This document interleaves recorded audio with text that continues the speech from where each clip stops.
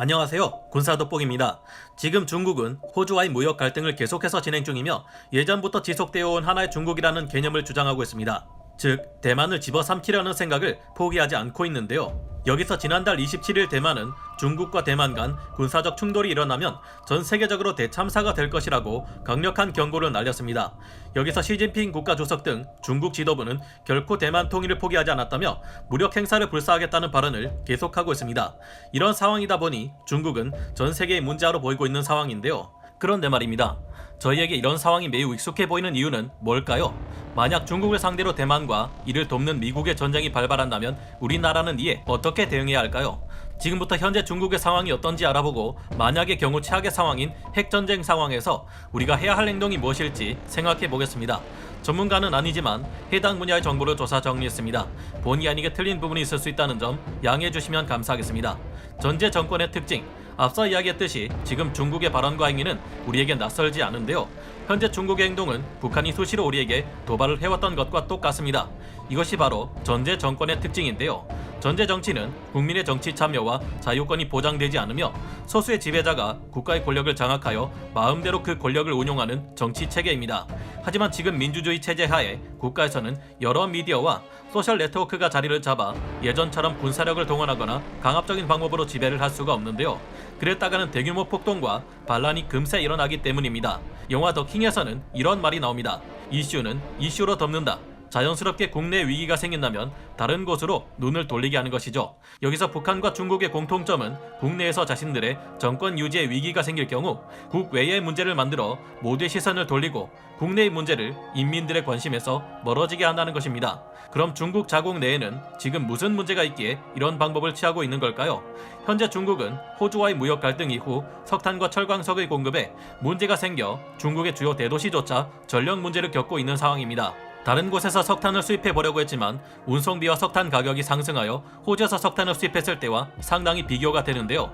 이런 상황을 계속 그대로 둔다면 국민들의 불만은 중국 당국을 향하게 되기 때문에 국민들의 눈을 대만과의 갈등으로 돌리기 위해 이런 방법을 취하고 있다고 보는 시각도 있습니다. 그런데 이런 문제아들의 특징은 오기를 부리는 경우와 진짜 소위 도라이처럼 막장인 경우가 있다는 것인데요. 여기서 만약 중국이 진짜 도라이처럼 막장인 경우라고 생각해보면 실제로 전쟁이 일어날 수도 있는 것입니다. 만약 전쟁이 날 경우를 예상해 보도록 하겠습니다. 만약 전쟁이 일어난다면 1996년에 제정된 포괄적 핵실험 금지 조약 CTBT로 핵물질을 임계점까지 끌어올려 폭발시키는 핵실험은 금지됐지만 임계 전 핵실험은 여전히 허용되고 있는데요. 문제는 임계 전 핵실험만으로도 핵무기 개발이 가능하다는 점입니다. 미국의 3대 핵무기 연구소인 로렌스 리버모어 국립연구소에 따르면 미국은 2012년부터 2017년까지 단 50차례만 핵실험을 진행했습니다. 홍콩 일간 사우스 차이나 모닝포스트는 28일 중국의 핵개발을 담당하는 중국공정물리연구소가 2018년 초 중국 정부에 제출한 자료를 인용해 중국이 지난 2014년 9월부터 2017년 12월까지 총 200여 차례 핵실험을 진행했다라고 밝혔는데요. 이것은 미국이 핵실험을 하니 우리도 해야겠다는 반응이며 비슷한 시기 미국의 핵실험 빈도보다 무려 7배나 많은 수치입니다. 중국은 한 달에 평균 5차례의 핵실험을 진행한 셈인데요. 이것만 보아도 중국은 공식적으로 알려진 200발에서 300발의 핵미사일보다 훨씬 많은 핵미사일을 보유하고 있을 것이라고 가정할 수 있습니다. 현재 중국은 빠져나갈 퇴로가 전혀 없이 서방의 여러 연합국들에게 꽁꽁 둘러싸여 궁지로 몰려있는 상태인데 이 같은 상황이 계속될 경우 버틸 방법이 없어진 중국이 전쟁을 일으키지 말라는 법도 없을 겁니다. 그리고 여기에 수많은 국가들의 이해관계가 얽혀있다는 것을 감안해보면 대만을 둘러싼 서방 연합국과 중국의 전쟁은 금세 제3차 세계대전으로 번질 수도 있을 겁니다. 이런 중국이 만약 정말 막장이라서 전쟁을 일으킨다면 중국과 가까이 있는 우리나라가 다른 나라들보다 핵미사일의 표적이 되기 굉장히 쉬운데요. 그렇다고 우리나라가 마냥 당하고 있지는 않을 겁니다. 왜냐하면 우리는 북한의 핵도발에 대비한 핵미사일의 대응 방안을 마련해 놓았으며 이 같은 대응 체계는 중국의 핵미사일을 상대로도 적용될 수 있기 때문인데요. 지금부터 우리나라의 핵미사일 대응 방안을 알려드리겠습니다. 한국의 핵미사일 대응 방안, 즉 3축 체계. 현재 우리나라 국방력은 세계 6위 수준으로 어떤 나라도 대한민국을 얕잡아 볼 수 없는데요. 비록 핵무기는 없지만 장거리 순항 미사일, 초음속 미사일, SLBM, 탄도 중량을 획기적으로 높인 고위력 탄도미사일까지 적의 도발을 억제할 수 있는 강력한 무기들을 보유하고 있습니다. 하지만 핵미사일 한 방으로 우리나라를 초토화시키는 것이 가능할 정도로 핵미사일은 아직까지도 강력한 무기인데요. 우리나라는 북한이 핵 공격을 감행했을 당시를 생각하여 삼축체계라는 세 가지 대응 방식을 수립해 놓았고 그것을 실행할 수 있게 많은 준비를 하고 있습니다. 만약 중국이 전쟁을 일으키고 가까이 있는 우리에게 핵미사일을 쏜다고 가정할 시 우리나라의 삼축체계가 가동되는데요. 가장 먼저 첫 번째는 적이 미사일을 발사하는 징후가 포착되거나 미사일을 발사하려 할 때 이를 선제 타격하는 방법인 킬체인입니다. 핵미사일을 저지하는 가장 안전하고 확실한 방법은 쏘기 전에 사전 격파하는 것인데요. 킬체인이란 과거 걸프전 당시 이라크군의 스커드 미사일을 선제 타격하기 위해 등장한 개념입니다. 우리 군은 북한의 핵을 억제하기 위해 이 체계를 마련하고 점차 고도화시켜가고 있는데요. 군사 위성을 통해 적의 미사일 발사 지점과 전략 시설을 타격하겠다는 전략인데 이것을 북한에서 중국으로 바꾸어 대응하겠다는 겁니다. 다음 두 번째 방법은 만약 킬체인으로 미사일 공격을 막지 못할 경우 실현하게 될 방법인데요. 이미 적이 탄도미사일을 발사한 상황, 미사일로부터 우리 국민의 생명과 재산을 지키기 위해 공중에서 미사일을 직접 요격하는 방법인 한국형 미사일 방어체계 KAMD가 있습니다. 그리고 세 번째, 적이 탄도미사일 공격을 했고 우리의 KAMD가 그 탄도미사일을 요격했는지 아닌지를 떠나 적에게 돌이킬 수 없는 막대한 피해를 안겨주는 방법인 압도적 대응 KMPR이라는 개념이 있습니다. 먼저 KAMD를 살펴보면 고고도 요격 미사일인 사드와 저고도 요격 미사일인 패트리어트입니다. 하지만 이 같은 방식은 문제가 있습니다. 사드는 고도 150km에서 40km까지 적 탄도미사일을 요격할 수 있는 기회를 가지지만 이때 탄도미사일에서는 이미 탄두가 분리되어 최소 마하 5 이상의 극초음속으로 떨어지고 있기 때문인데요. 게다가 요즘 중국이나 러시아가 개발한 탄도미사일들은 하나의 탄도미사일에 여러 개의 탄두가 장착되는 다탄두 방식을 취하고 있어 이를 요격하는 것이 더더욱 어려워집니다. 사드가 적의 미사일 요격에 실패할 경우 70km에서 40km 이르는 동안 우리가 개발하는 장거리 지대공 미사일 LSM 지상형이 요격을 실시하게 되지만 이건 역시 종말 단계에 이르러 초고속으로 떨어지는 적 미사일의 탄두를 확실히 막아낼 수 있을지 장담하기 어렵습니다. LSM마저 실패한다면 이제는 마지막으로 고도 20km에서 15km에서 떨어지는 적 미사일의 탄두를 중거리 지대공 미사일인 천궁 MSM과 패트리어트 팩3 요격 미사일이 요격하게 되는데요. 이 단계에서 어떻게 해서든 우리는 적의 핵탄두를 막아야만 하지만 이때 적의 핵탄두는 가장 빠른 속도와 위력을 가지게 되기에 아무리 천궁 MSM과 패트리어트 팩3 요격 미사일의 능력이 뛰어나다 해도 조금은 불안합니다. 그래서 사실상 핵탄두로 장착한 적의 탄도미사일을 막기 위해서는 마하 10의 속도로 순식간에 날아가 고도 500km 지점에서 아직 탄두가 분리되지 않은 적의 핵미사일에 직접 부딪혀 요격을 시도하는 SM-3 블록2A가 가장 요격 가능성이 높은 상황인데요. 하지만 우리 한국은 이보다 요격 성능이 떨어지는 SM-6만을 도입하기로 결정해 문제가 되고 있습니다. 하지만 우리는 이를 요격할 수 있는 SM 해상형 요격 미사일 또한 개발하고 있는데요.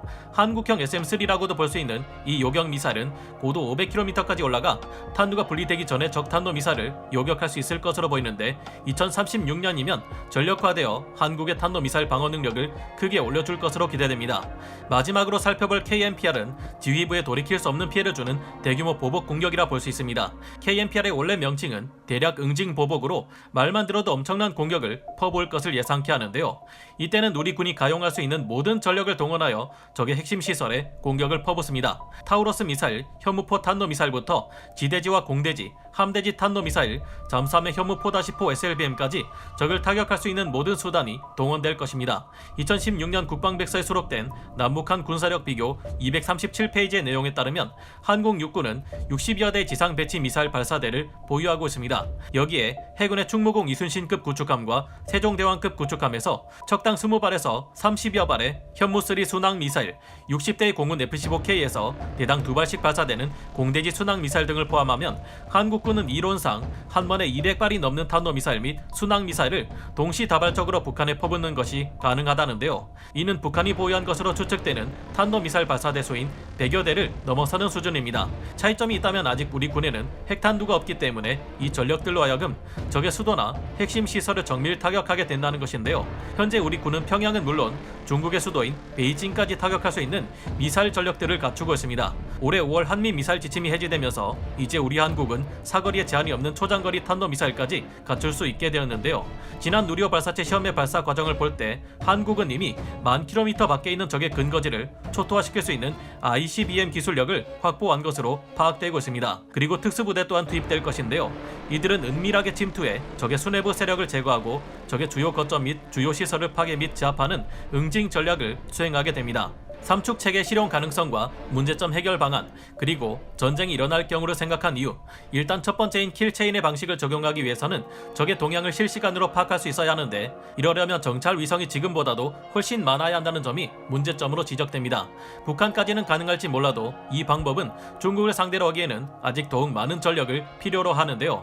거기다가 주요 군사시설의 위치는 국가적 기밀이기에 자세한 위치를 사전에 알기 위해서는 더욱 많은 정찰 위성이 배치되어야 하며, 그에 따른 비용이 문제점으로 작용합니다. 두 번째 방법인 KAMD의 문제점은 배치되는 데까지 시간이 걸린다는 것입니다. 일반적인 탄도미사일을 요격하는 데 필요한 LSM 해상형이 배치되는 것은 2036년의 일인데, 이 사이에 중국이나 북한이 우리 한국을 탄도미사일로 공격한다면 현재 가지고 있는 재간된 미사일 방어체계로만 대응할 수 있다는 것이 문제인데요. 상황이 이런데 현재 북한은 아마도 중국 둥펑 17을 기반으로 개발한 것으로 보이는 화성 8형 극초음속 미사일까지 개발하고 있어 우려를 더하고 있습니다. 예측하기 어려운 편심 탄도 비행을 수행하는 극초음속 미사일은 세계에서 가장 고도화된 미국의 미사일 방어체계 MD로도 막을 수 있을지 장담할 수 없다는 것이 문제인데요. 현재 미국은 극초음속 미사일까지도 요격하기 위해 글라이드 브레이커 등을 연구하고 있는데, 우리도 장기적으로는 극초음속 미사일을 개발함과 동시에 이를 요격할 수 있는 체계 또한 개발해야 할 것 같습니다. 마지막 KMPR 압도적 대응은 미사일 요격 성공 여부를 떠나 발동되는데, 만약 핵미사일로 우리나라 지휘부가 마비될 시를 생각하여 어떻게 행동해야 할지에 대한 매뉴얼과 충분한 훈련이 되어 있지 않다는 것이 문제로 지적됩니다. 이것 또한 숙달시킬 충분한 시간이 필요해 보이는데요. 점점 더 적의 미사일 위협을 막아낼 수 있는 수단이 줄어들고 있는데, 결국 더 이상 이를 막아낼 수 있는 수단이 남지 않게 된다면 마지막 방법은 우리 또한 핵으로 무장하거나 미국의 전술 핵무기를 다시 배치시켜 상호 확증 파괴의 원칙에 의한 공포에 의한 평화를 추구할 수밖에 없게 될지 모르는 만큼 현재 우리의 상황은 굉장히 우려스러운 상황입니다. 이런 말을 들어본 적 있으신지 모르겠습니다. 6.25 전쟁이 왜 일어난 줄 알아? 방심해서 라는 말이 있는데요. 재미없는 농담처럼 보이는 말이지만 이 말이야말로 가장 정확한 6.25 전쟁의 원인이라 볼 수 있을 것 같습니다. 설마 그러겠어? 진짜 핵미사일을 쏠까? 모르는 일이죠. 현재 북한과 중국은 점점 더 헤어나오기 어려운 수렁 속에 빠져들고 있고, 궁지에 몰린 쥐는 고양이도 문다는 말이 있습니다. 그런 만큼 지금부터 우리는 적의 핵미사일 위협으로부터 스스로를 지킬 수 있는 많은 방법들을 갖춰 나가야 할 것 같은데요. 물론 미국의 우방인 우리 한국은 적으로부터 핵미사일 공격을 받을 경우 미국이 전략 핵무기를 동원해 한국을 공격한 국가에게 대대적인 보복 공격을 가한다는 해구산의 보호를 받고 있습니다. 하지만 중국이 한국을 공격할 경우 미국이 중국을 공격했다가는 자신들도 중국의 ICBM 반격에 최소 한두 개의 도시를 잃을 수도 있다는 점이 우려되는데요.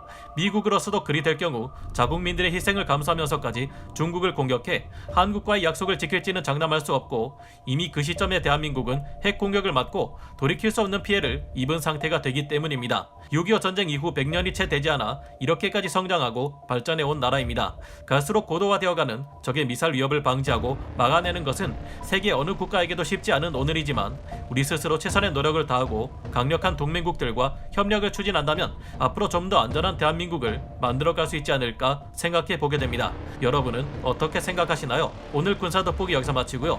다음 시간에 찾아뵙겠습니다.